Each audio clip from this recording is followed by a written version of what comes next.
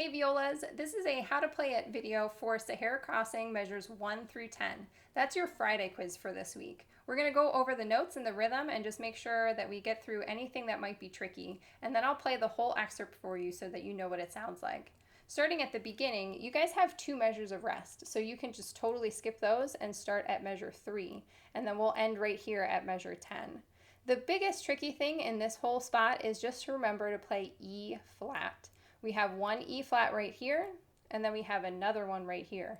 And actually all the flats in this song are going to be marked because our key signature is F sharp. So when Mr. Meyer wants you to play flat, he's got to mark it, otherwise it's a natural.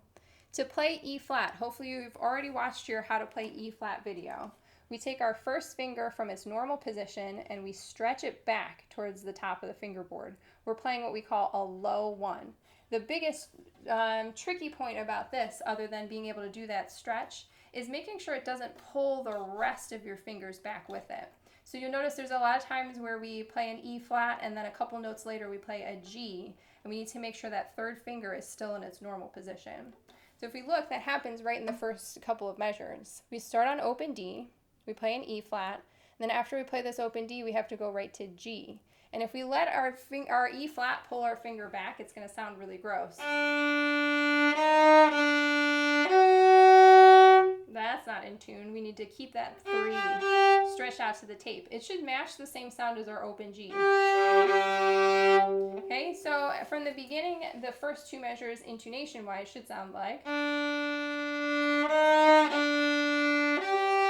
Really check that third finger. Then the other tricky thing, and the only tricky rhythm that we have in this whole spot, is the very first note. It's 3 beats because it's a dotted half note. Please make sure that you count to 3, and then you make your quarter note after it really quick. So 1, 2, 3. Now, a lot of people, the last time we had dotted whole notes, or if we have dotted quarter notes, they tend to pause on the fast note that comes after it. So it kind of sounds like, and then you lost the rhythm. So make sure that you can get from that E flat really quickly straight on to the next note, which is open D. Again, our rhythm should sound like 1, 2, 3. Don't be afraid to use a lot of fast bow on that up bow for E flat so you get back to the frog. All right, continuing on, we have some open Ds. And then over here, we have open G. If you need to mark that note in so that you remember it, please make sure you do it. G with 2 quarter note Gs. And then can you take a guess at what this note is? Hopefully you guessed that it's C, 3 fingers. So we have G, G, G, C, C, G, G, G. All right, starting at measure 6, it should sound like this.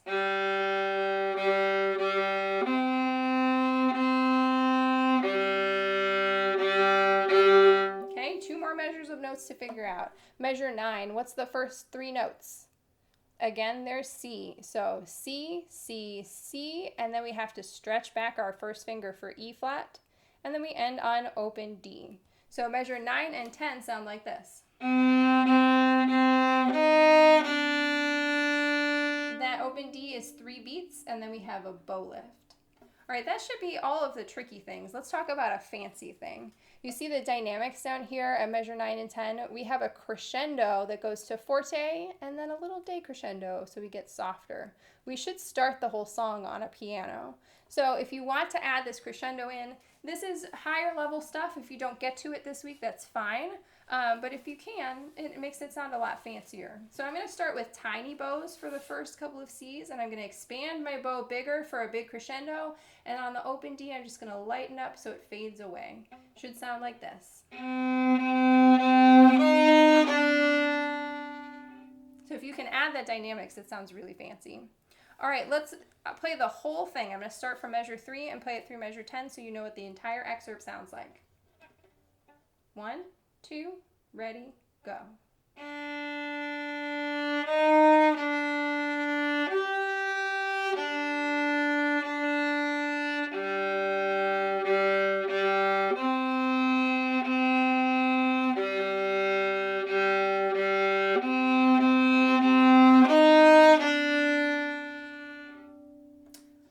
make sure you check your E flats to make sure that they're in tune. Make sure they didn't pull your third finger back with them. Be careful with your rhythm, and have fun practicing this week.